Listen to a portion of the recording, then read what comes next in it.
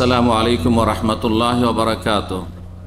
ইন্নাল হামদালিল্লাহ নাহমাদুহু ওয়া নাস্তাঈনুহু ওয়া নাস্তাগফিরুহু ওয়া নাউযু বিল্লাহি মিন শুরুরি আনফুসিনা ওয়া মিন সাইয়্যাতি আমালিনা।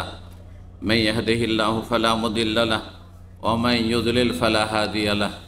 ওয়া আশহাদু আল লা ইলাহা ইল্লাল্লাহু ওয়াহদাহু লা শারীকা লাহু ওয়া আশহাদু আন্না মুহাম্মাদান আবদুহু ওয়া রাসূলুহু সাল্লাল্লাহু তাআলা আলাইহি ওয়া আলা আলিহি ওয়া সাহবিহি ওয়া সাল্লামা তাসলিমান কাসীরা। আম্মা বাদ। সম্মানিত রোজাদার ভাতৃমণ্ডলী, আল্লাহ রাব্বুল আলামিনের প্রশংসা এবং প্রিয় নবী সাল্লাল্লাহু আলাইহি সাল্লামের উপর সালাতু সালামের পর আজ বৃহস্পতিবার 6 রমজান 1446 হিজরি মোতাবেক 6 মার্চ 2025 আমাদের এই ইসলামিক কালচারাল সেন্টারের ইফতার ক্যাম্পে আমরা বিভিন্ন বিষয় নিয়ে যে আলোচনা করছি, আজকে একটি গুরুত্বপূর্ণ বিষয় নিয়ে এসেছি আপনাদের সামনে। তা হচ্ছে কোরআনে কারিমের তেলাওয়াত পঠন পাঠনের 15টি ফজিলত। এগুলো যদি বিস্তারিত দলিল সহ আলোচনা করা যায় তো ঘন্টার বেশি সময়ের প্রয়োজন রয়েছে, কিন্তু আমরা এই অল্প সময় ইফতারের পূর্বে যতটুকু আমাদের কাছে সময় আছে, আধা ঘন্টা 35 মিনিট, এর মধ্যে ইনশাআল্লাহ তাআলা আমি এই 15টি কোরআনে কারিমের তেলাওয়াতের পাঠ করার এবং কোরআনে কারিমের মজলিসে বসার, কোরআনে কারিম শোনার, কোরআনে কারিম শিখার, কোরআনে কারিম শেখানোর 15টি ফজিলত, 15টি ফলাফল আপনাদের সামনে আজকে পেশ করব।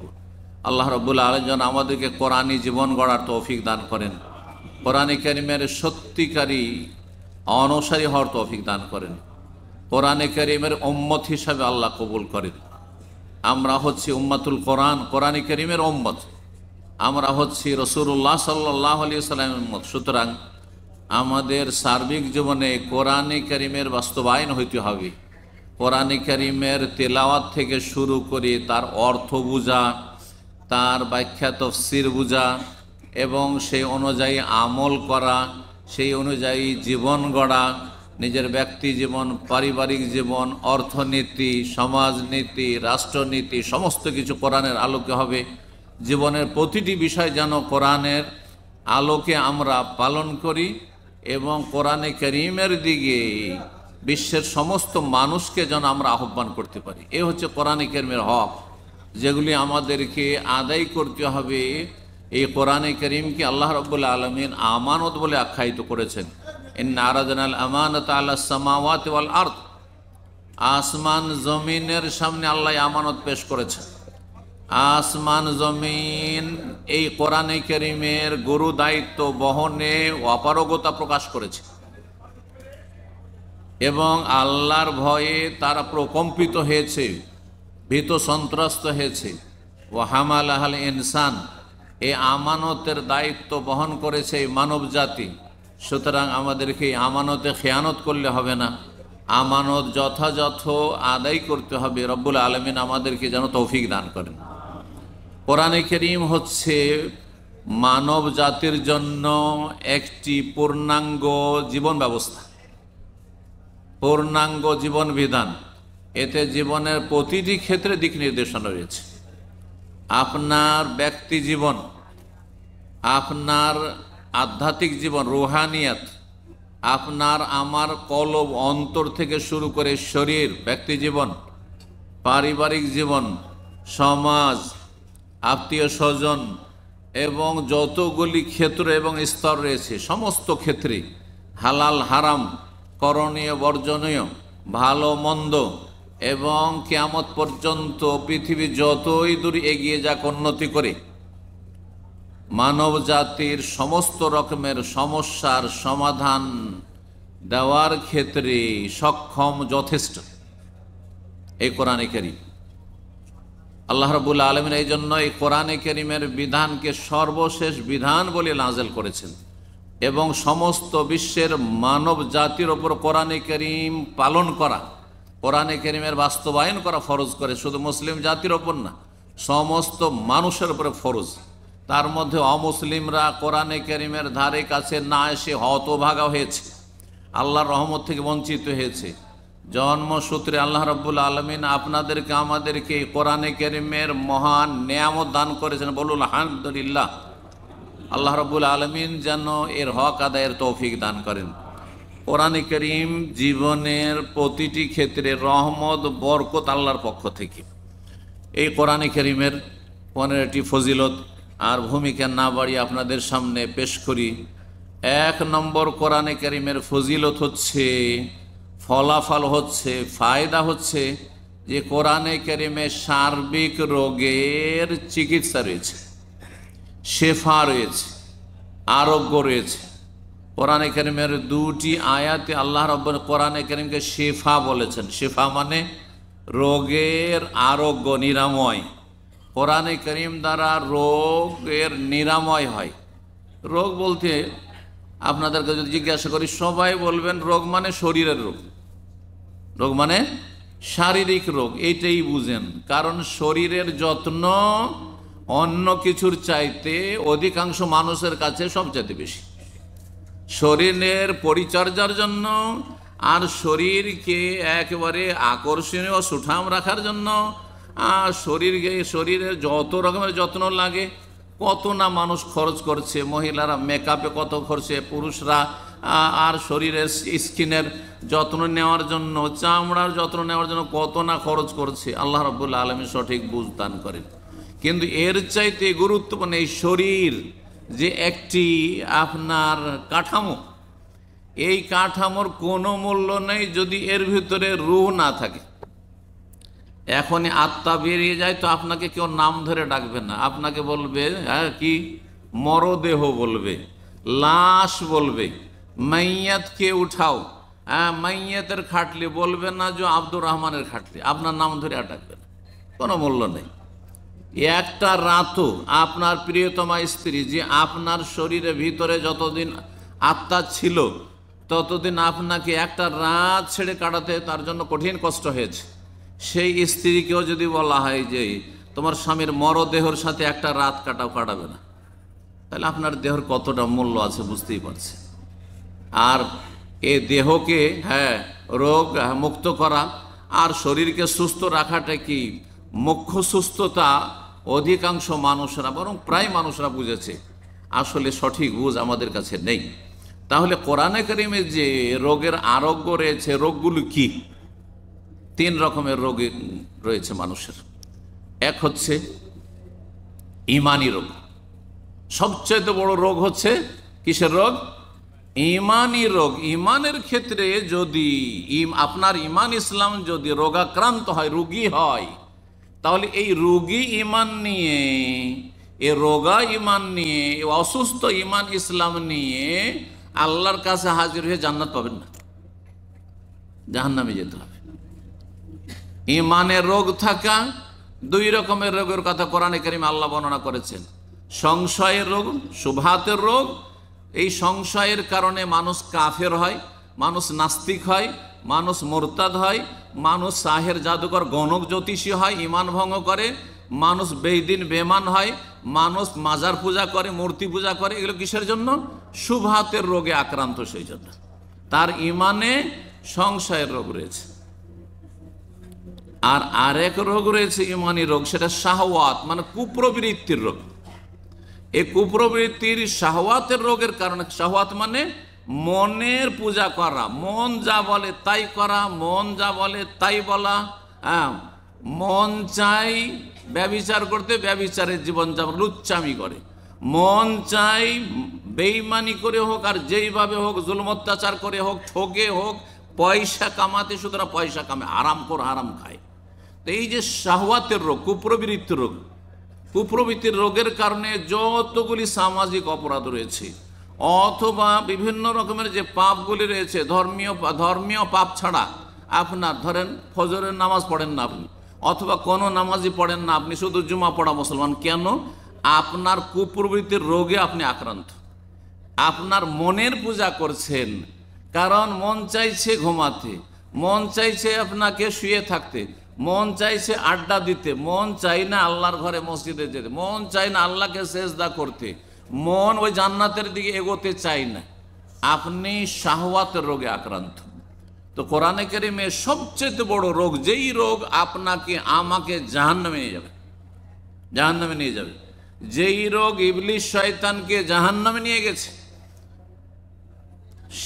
যেই রোগ ফেরাউন, কারুন, হামান, আবু জাহাল, আবু লাহাবকে জাহান্নামে নিয়ে গেছে, সেই রোগের চিকিৎসা রয়েছে 1 নম্বরে কোরআনে কারিমে।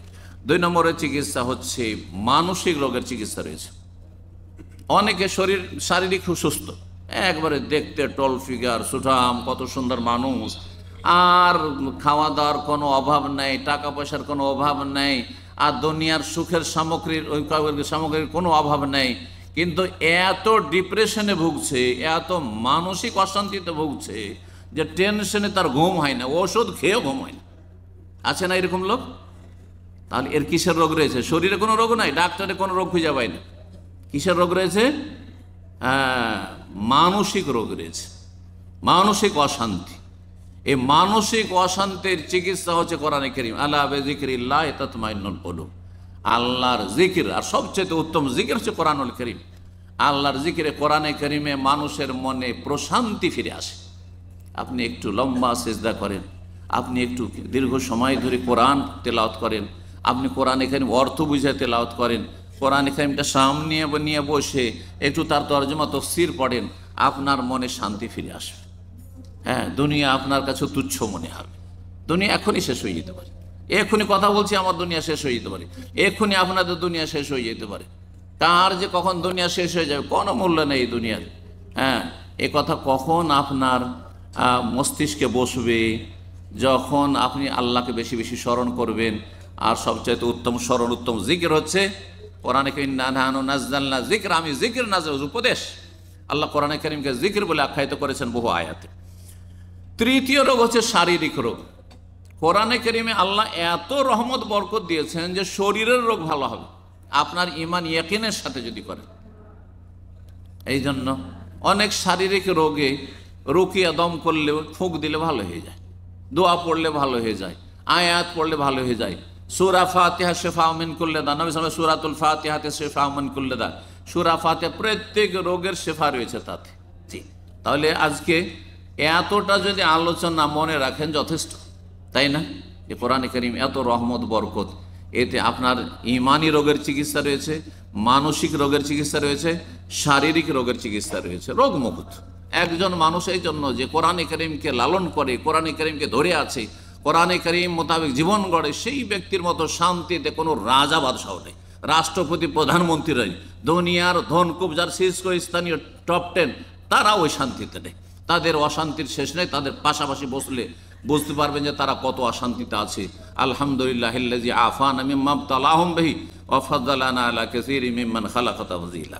তো বলছিলাম কোরআনে কারীমে শিফা রয়েছে। এই মর্মে সূরা বনী ইসরাঈল সূরাতুল ইসরা আয়াত নম্বর 82 রয়েছে এবং সূরা ইউনূসের আয়াত নম্বর 57। সময়ের স্বল্পতার জন্য খুব সংক্ষেপ করে বলে দিলাম। আল্লাহ বলছেন ওয়ানুনাজ্জিলু মিনাল কোরআন মা হুয়া শিফা, কোরআন নাযিল করেছে যাতে শিফা রয়েছে, রোগের আরোগ্য রয়েছে। আল্লাহ বলছেন ইয়া আইয়ুহান নাসু কাদ জাআতকুম মাউইযাতুম মির রাব্বিকুম ওয়া শিফাউল লিমা ফিস সুদূর, তোমাদের অন্তরে রোগের শিফা রয়েছে। আল্লাহ রাব্বুল আলামিন বলছেন অন্তরের রোগ কি? অন্তরের রোগ হচ্ছে আপনার ঈমানি রোগ, সংশয়ের রোগ, সন্দেহ রোগ, আপনার শাহওয়াত কুপ্রবৃত্তির, মনের পূজা করার রোগ, আর তারপরে মানসিক অশান্তির রোগ, অন্তরে শান্তি পাচ্ছেন না, এই সমস্ত রোগের কথা আল্লাহ রাব্বুল আলামিন ইঙ্গিত করেছেন এই আয়াতগুলিতে।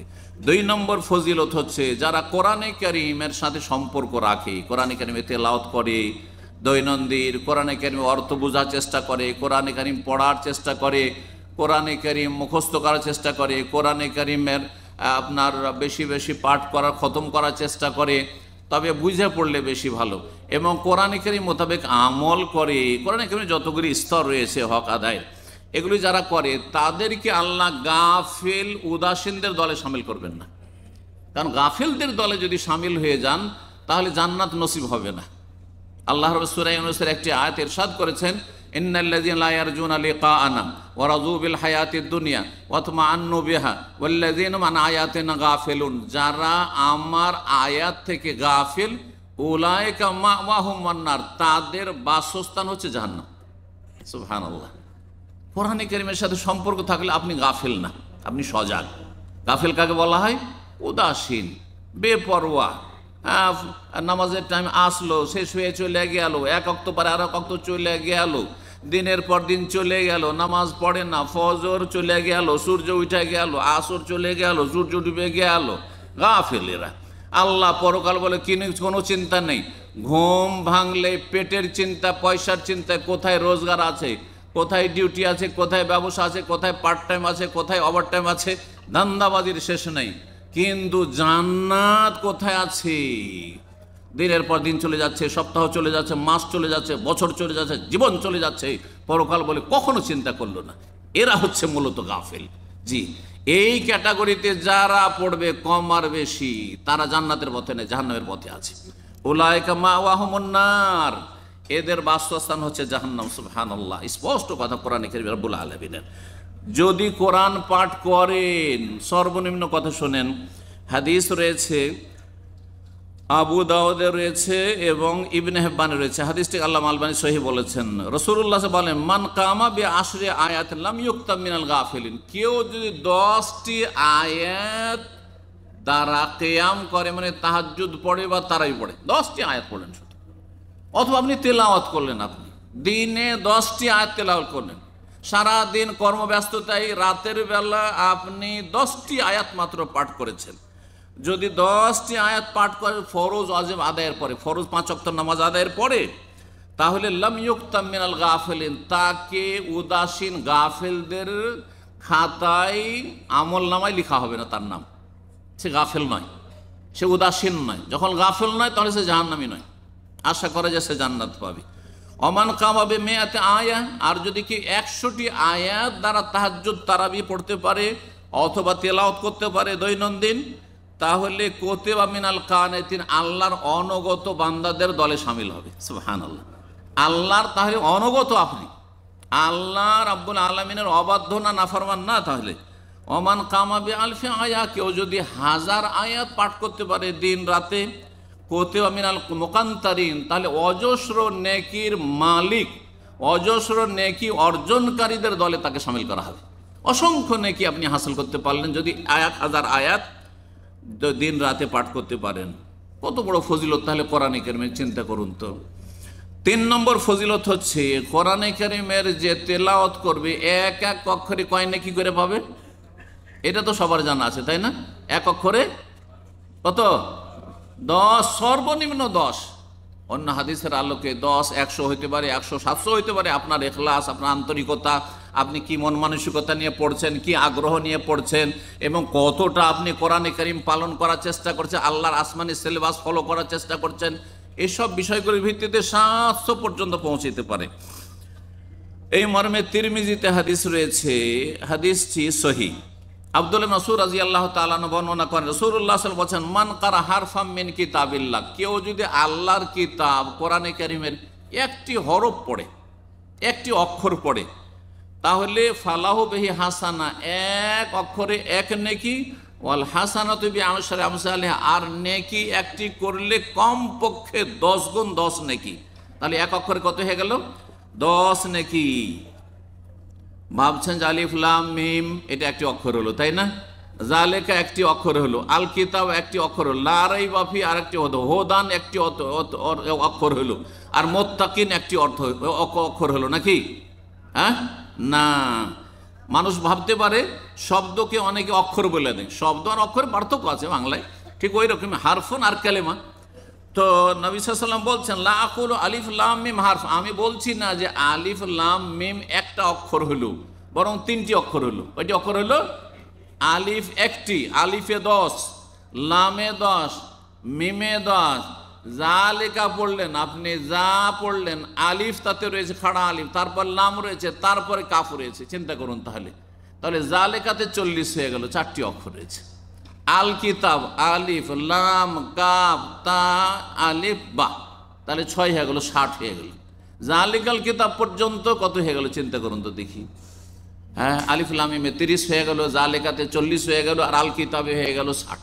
সুবহানাল্লাহ, কত নেকি তাহলে চিন্তা করুন তো দেখি। বাল আলিফুন হারফুন, বরং নবী সাল্লাল্লাহু আলাইহি ওয়াসাল্লাম বলছে আলিফ হচ্ছে একটি অক্ষর, লামুন হারফুন ওয়া মিমুন হারফুন, মিম হচ্ছে আর একটি অক্ষর। তা আলিফ লাম মিম বললেই কত লাগলো? 1 সেকেন্ডও লাগলো না, কিন্তু আপনার 30টি নেকি হয়ে গেল। কত নেকির পাহাড় তাহলে জমে যাচ্ছে যে ব্যক্তি কোরআনে কারীম সবসময় পড়ছে, কোরআনে কারীমের ছাত্র অথবা কোরআনে কারীমের শিক্ষক অথবা কোরআনে কারীম এমনি তেলাওয়াত করে, কোরআনে কারীম মুখস্থ করে। কতবার সে পড়েছে আর কতবার সে পড়তে আছে। 4 নম্বর ফজিলত হচ্ছে কোরআনে কারীম কিয়ামতের মাঠে হাসরের ময়দানে কোরআন তেলাওয়াতকারীর জন্য, কোরআনের আলেমের জন্য, কোরআনের হাফেজের জন্য, কোরআন যে এমনি তেলাওয়াত করবে, কোরআন যে মুখস্থ করবে, দৈনন্দিন কিছু না অল্প স্বল্প তেলাওয়াত করে, তার জন্য আল কোরআন আল্লাহর কাছে গিয়ে সুপারিশ করবে যে আল্লাহ একে আমি জান্নাতে নিয়ে যাব, হ্যাঁ একে তুমি জান্নাত দাও, কারণ এই কোরআন তেলাওয়াত করেছে। এই মর্মে রাসূলুল্লাহ সাল্লাল্লাহু আলাইহি ওয়াসাল্লামের হাদিস রয়েছে, ইকরাউল কোরআন, তোমরা কোরআন তেলাওয়াত করো, ফাইন্নাহু ইয়াতি ইয়াউমাল কিয়ামাতি শাফিআন লিআসহাবি, কারণ কোরআনে কারীম কিয়ামতের দিনে কোরআন ওয়ালার জন্য, কোরআন ওয়ালা মানে কোরআন ওয়ালা ব্যাপক অর্থ, কোরআন ওয়ালা যে ব্যক্তি কোরআন তেলাওয়াত করে, যে ব্যক্তি কোরআনের ছাত্র, কোরআনের শিক্ষক, কোরআনের আলেম, কোরআনের হাফেজ, কোরআনের কারি, অথবা কোরআন দৈনন্দিন কোরআন হাফেজ কারি কিছুই নেই, সাধারণ মানুষ আপনাদের মতো, কিন্তু কোরআনে কারীমে দৈনন্দিন কিছু না কিছু আয়াত তেলাওয়াত করে, অর্থ বোঝার চেষ্টা করে, আমল করার চেষ্টা করে, যা কিছু পড়ে আমল করার চেষ্টা করে, ফাইন্নাহু ইয়াতি ইয়াউমাল কিয়ামাতি শাফিআন লিআসহাবি, কিয়ামতের দিনে কোরআনে কারীম কোরআন ওয়ালার জন্য সুপারিশ করবে রব্বুল আলামিনের কাছে। 5 নম্বর ফজিলত হচ্ছে কোরআনে কারীম যে ধরে রাখবে আল্লাহ তাকে দুনিয়া আখিরাতে সম্মানিত করবেন, হ্যাঁ তার সম্মানকে মর্যাদাকে আল্লাহ উন্নীত করবেন, অনেক উঁচা করবেন।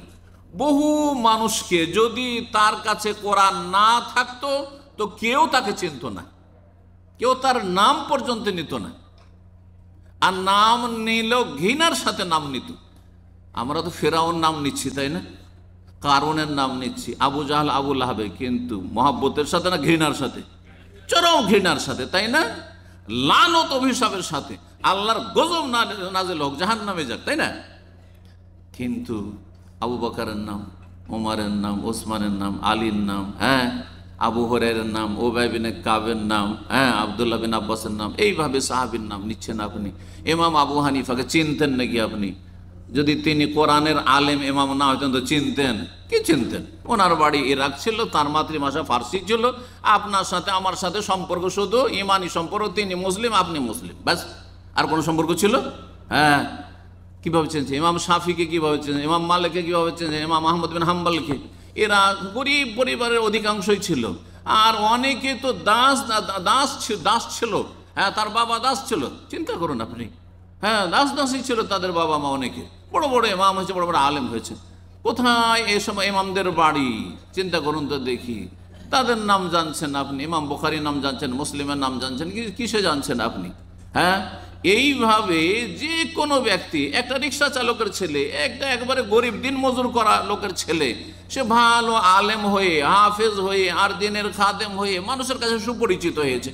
কত মানুষ তার মাধ্যমে জান্নাতের রাস্তা ধরে জাহান্নামের রাস্তা থেকে মুক্তি লাভ করেছে, চিন্তা করুন তো দেখি। এইভাবে দুনিয়ার সম্মান, এর চাইতে বড় সম্মান আখিরাতে রয়েছে। নবী সাল্লাল্লাহু আলাইহি ওয়াসাল্লামের হাদিস, কোরআন দ্বারা বহু জাতিকে আল্লাহ সম্মানিত করেন, বহু জাতিকে আল্লাহ লাঞ্ছিত করেন। সহিহ মুসলিমের হাদিস, ইন্নাল্লাহ ইয়ারফাউ বিহাযাল কিতাব আকওয়ামান ওয়া ইয়াদাউ বিহি আখারিন, আল্লাহ রাব্বুল আলামিন এই কোরআন দিয়ে, মহাগ্রন্থ আল কোরআন আল কিতাব, এই কিতাব দিয়ে বহু জাতিকে ইয়ারফাউ ওপরে উঠিয়েছেন, সম্মানিত করেছেন, ওয়া ইয়াদাউ বিহি আখারিন, আর বহু জাতিকে আল্লাহ একেবারে মাটিতে মিশিয়ে দিয়েছেন, ধূলিসাৎ করে দিয়েছেন, হতভাগা করেছেন, জাহান্নামের তারা ইন্ধন হয়েছে, দুনিয়াতে লাঞ্ছিত পদস্থ হয়েছে।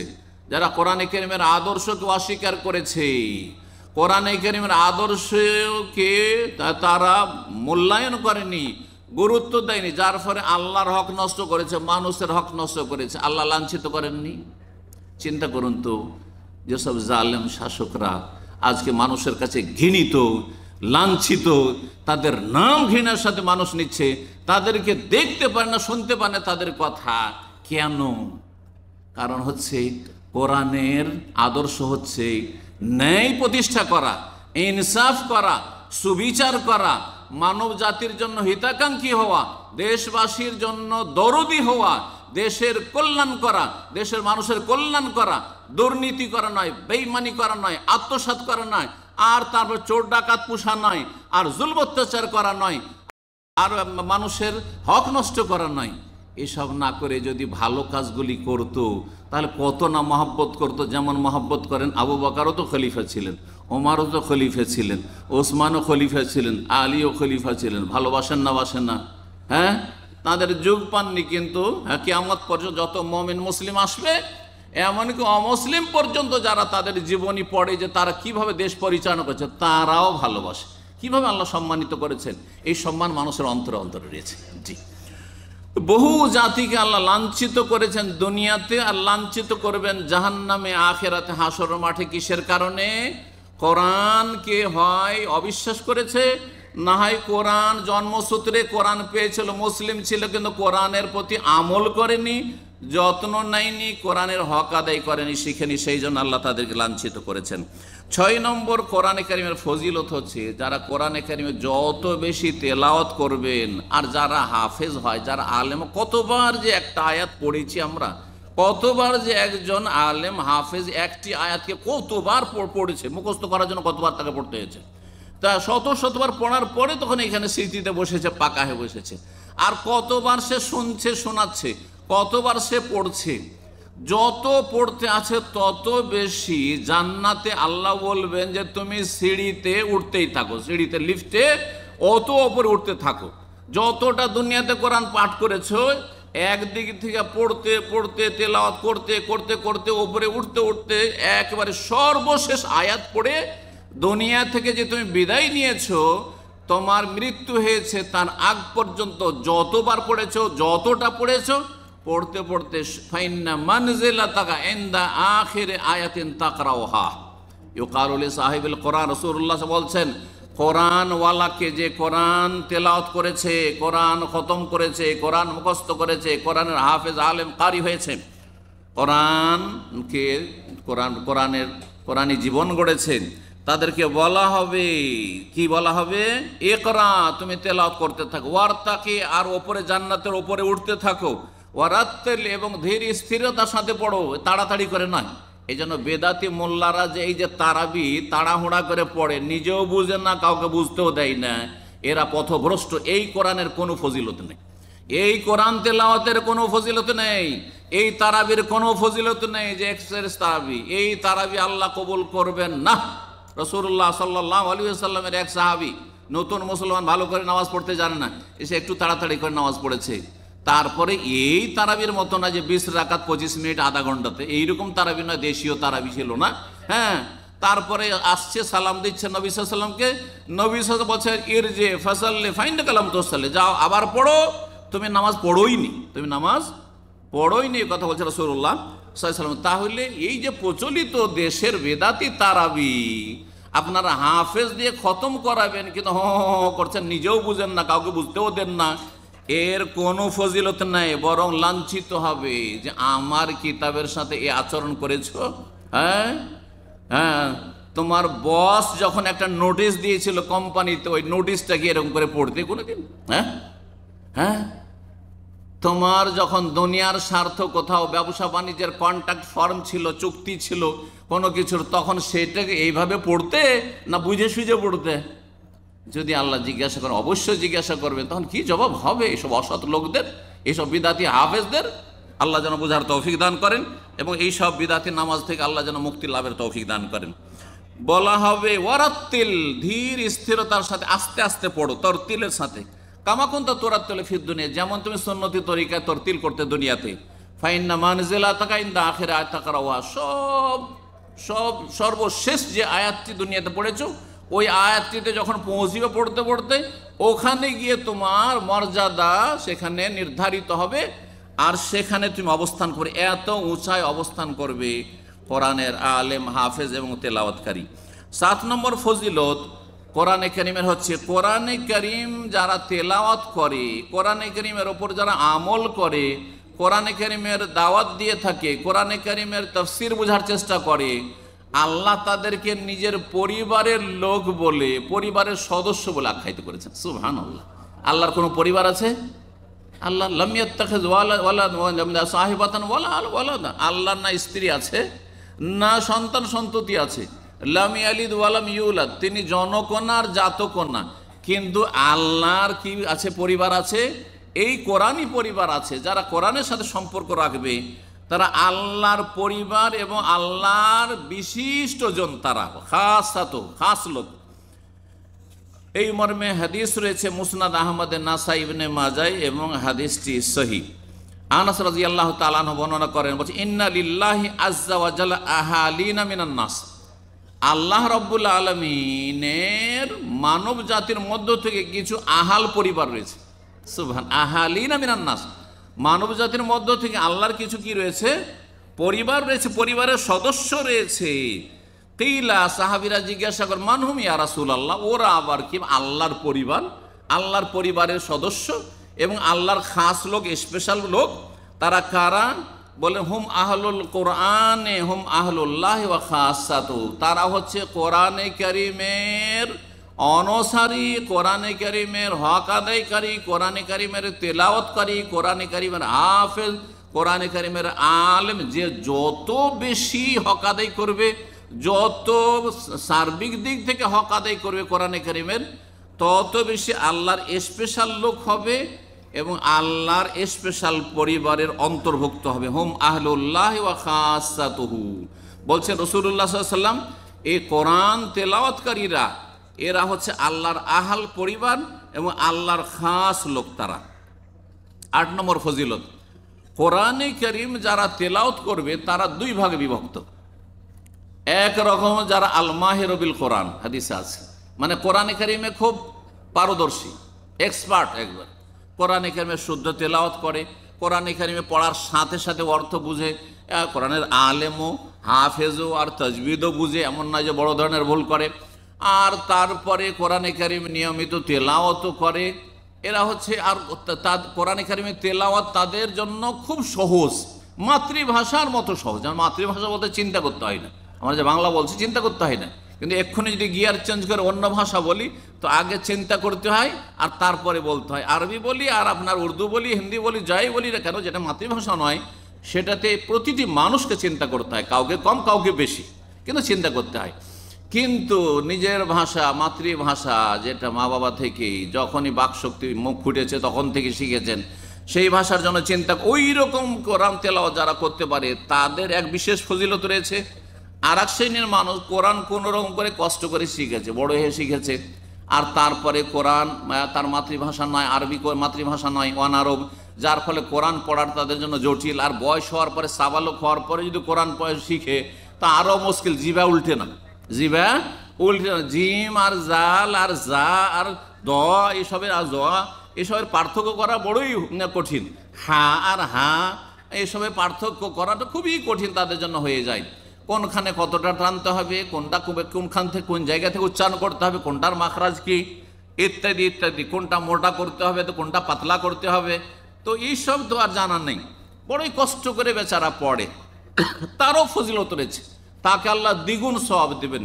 এই মর্মে হাদিস সহিহ বুখারী মুসলিমে রয়েছে। মা আয়েশা রাদিয়াল্লাহু তাআলা বর্ণনা করছেন, বলছেন যে রাসূলুল্লাহ সাল্লাল্লাহু আলাইহি ওয়াসাল্লাম বলেছেন, আল মাহির বিল কোরআন মা সাফারাতিল কিরামিল বারারা, যারা কোরআনে কারীমের পণ্ডিত, পারদর্শী, কোরআনে কারীমের সব দিকের পণ্ডিত, কোরআনে কারীমের যেমন তেলাওয়াত, যেমন তার আপনার মুখস্থ, তার চাইতে ভালো সে কোরআন বুঝে, অর্থ বুঝে, আল্লাহর এক একটি কথা বুঝে যে আল্লাহ কি বললেন এবং আমাকে কি করতে হবে, কি করতে হবে না, কি করণীয়, কি বর্জনীয়, কোনটা আমার জন্য ঠিক, কোনটা ভুল।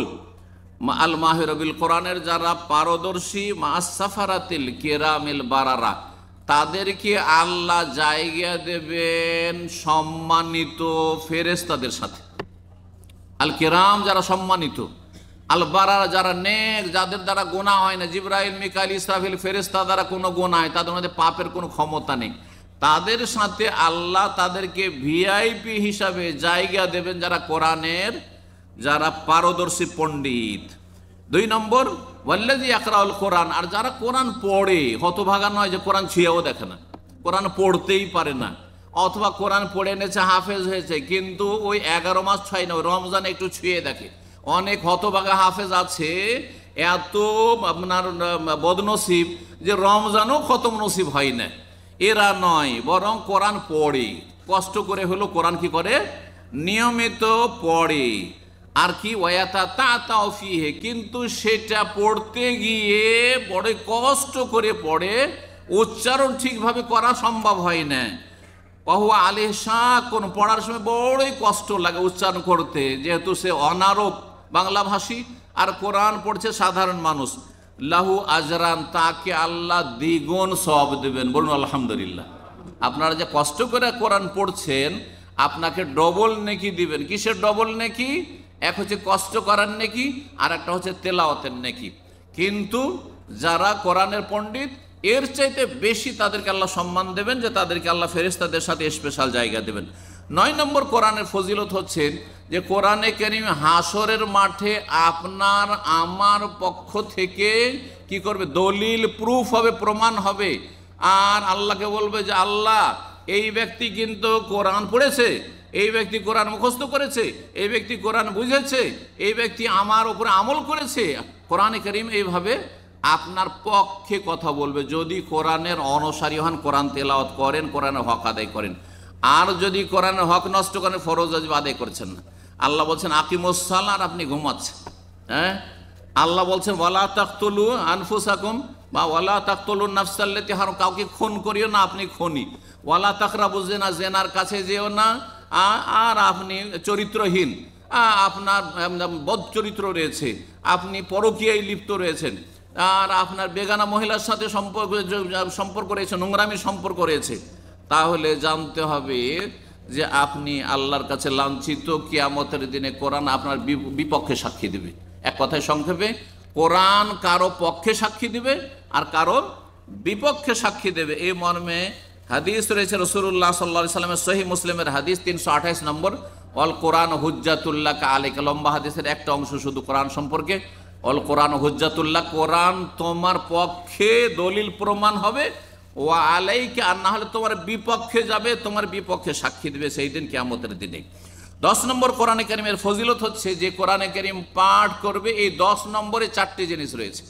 যারা কোরআন পড়বে, কোরআনের মজলিসে শান্তি নেমে আসে, ফেরেশতা চারিদিক থেকে ঘিরে নেয়, আল্লাহর রহমত তাদেরকে ঢেকে নেয়, এবং আল্লাহর কাছে আরশ আজিমের চারপাশে অসংখ্য যে মুকাররাবিন, আল্লাহর সান্নিধ্য প্রাপ্ত ফেরেশতারা রয়েছেন, সম্মানিত ফেরেশতারা রয়েছেন, তাদের সামনে তাদের সুচর্চা হয়, তাদের কথা আলোচনা হয়। আল্লাহ বলেন যে দেখো, এই বান্দারা কোরআন তেলাওয়াত করছে, এই বান্দারা কোরআনের আলোচনা করছে, এই বান্দা কোরআনের কথা শুনছে, এই বান্দারা কোরআনে কারীম বুঝার চেষ্টা করছে, ইত্যাদি ইত্যাদি।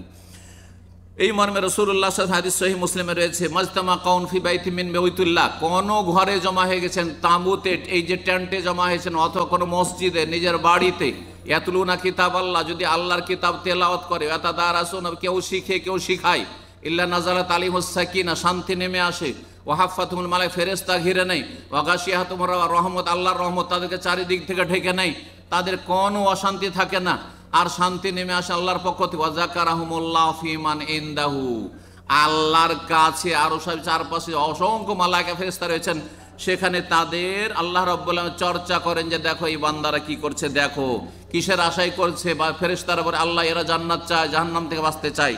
আল্লাহ তখন বলেন উশহিদুকুম, সহিহ বুখারী হাদিস, তোমাদেরকে সাক্ষী রাখছি, এদেরকে আমি মাফ করে দিলাম, এদেরকে জান্নাতি বলে ঘোষণা করে দিলাম। আল্লাহ রাব্বুল আমাদেরকে সেই দলে যেন শামিল হওয়ার তৌফিক দান করেন। তারপরে 11 নম্বরে বলি, কোরআনে কারীম যদি পড়েন বা পড়ান, হয় কোরআনের শিক্ষক হন, ভালো জানলে কাউকে শিখান, আর না হলে কমপক্ষে সারা জীবন পড়তে থাকেন, শিখতে থাকেন, তাহলে আপনি সবচেয়ে ভালো মানুষ। এই মর্মে হাদিস সহিহ বুখারীতে রয়েছে, উসমান রাদিয়াল্লাহু তাআলা আনহু বর্ণনা করেছে, খায়রুকুম মান তাআল্লামাল কোরআন ওয়া আল্লামা, তোমাদের মধ্যে সবচেয়ে ভালো মানুষ, সবচেয়ে উৎকৃষ্ট যে কোরআন শিখে অথবা শিখায়। আল্লাহ যেন তাদের দলে শামিল হওয়ার তৌফিক দান করেন। 12 নম্বর কোরআনের ফজিলত হচ্ছে, কোরআনে কারীম পড়লে হাসরের মাঠে এবং মরার পরে আপনার আমার আত্মা যে ফেরেশতারা নিয়ে যাবে, সেটা সুগন্ধময় হবে, তাতে কোনো দুর্গন্ধ থাকবে না, এবং আকাশে তাকে সসম্মানে নিয়ে যাওয়া হবে। এই মর্মে রাসূলুল্লাহ সাল্লাল্লাহু আলাইহি ওয়াসাল্লাম হাদিস রয়েছে, যেই ব্যক্তি মুমিন ব্যক্তি কিন্তু সেই ব্যক্তি মুমিন হওয়ার সাথে সাথে ইয়াকরাউল কোরআন পড়ে, সে হচ্ছে লেবুর মতো, যাতে ঘ্রাণও রয়েছে আর স্বাদও ভালো রয়েছে। 13 নম্বর ফজিলত হচ্ছে কোরআনে কারীম পড়লে শয়তান সেখানে বাস করতে পারে না। বাড়িতে সকাল বিকাল যদি কিছু সময় কোরআন পড়েন, 10টা 5টা আয়াত পড়েন, তাহলে আপনার বাড়িতে শয়তান থাকবে। বিশেষ করে সূরা বাকারা যদি পড়েন, আপনার বাড়িতে শয়তান আস্থানা গাড়তে পারবে না, বসবাস করতে পারবে না, কারো ক্ষতি করতে পারবে না, আর আপনার ওপর আপনার পরিবার ছেলে মেয়ের উপর জাদু কাজ করবে না। এই বিষয়ে সহিহ মুসলিমের হাদিস রয়েছে, ইন্না শায়তানা ইয়ানফিরু মিনাল বাইতিল্লাযী ইউকরা ফিহি সূরাতুল বাকারা। যেই বাড়িতে সূরা বাকারার তেলাওয়াত হয় সেই বাড়ি থেকে শয়তান পলায়ন করে। ওয়ালা ইয়াস্তাতিউ আল বাতালা, অন্য রিওয়ায়াতে রয়েছে যে আর জাদুকররা যারা জাদুটোনা করে, দেশি ভাষায় দোয়া তাবিজের শিরকি কুফরি করে আর আপনাকে বান মারে ক্ষতি করে, তারা কোনো ক্ষতি করতে পারবে না। 14 নম্বর ফজিলত, যারা কোরআনে কারীম পড়বে তারা ভাগ্যবান, আর যারা কোরআনে কারীম পড়ে না তারা হতভাগা। এই মর্মে সূরা তাহার আয়াত নম্বর 24 আল্লাহ বলছে, ওমান আ'রাদা আন যিকরি, যারা কোরআনে কারীমের উপদেশ থেকে মুখ ফিরিয়ে নেবে, এড়িয়ে যাবে, উপেক্ষা করবে, ফাইন্না লাহু মাইশাতান যানকা, তাদের জীবনটা হচ্ছে অশান্তির জীবন, তাদের জীবন হচ্ছে অশান্তির জীবন। ওয়া নাহশুরুহু ইয়াওমাল কিয়ামাতি আমা, এবং কিয়ামতের দিন তাদেরকে আল্লাহ অন্ধ করে নিয়ে আসবেন যারা কোরআনের জীবন গড়েনি, কোরআনের ফরজ ওয়াজিব আদায় করেনি, 5 ওয়াক্ত নামাজ পড়েনি, হালাল হারাম বেছে চলেনি, এবং কোরআনে কারীমে যেগুলো বিশ্বাসের বিষয়, ঈমানের বিষয়, এগুলোর প্রতি ঈমান নিয়ে আসেনি, তাদের জীবনটা বড়ই অশান্তির জীবন। পক্ষান্তরে যারা কোরআন পড়ে তাদের জীবন হচ্ছে শান্তির। সর্বশেষ 15 নম্বর কোরআনে কারীমের ফজিলত হচ্ছে, কোরআনে কারীম যারা পড়ে তাদের জীবনের প্রত্যেকটি ক্ষেত্রে বরকত হয়। আপনার শরীরে বরকত হবে, এই বরকত কিন্তু পরীক্ষিত।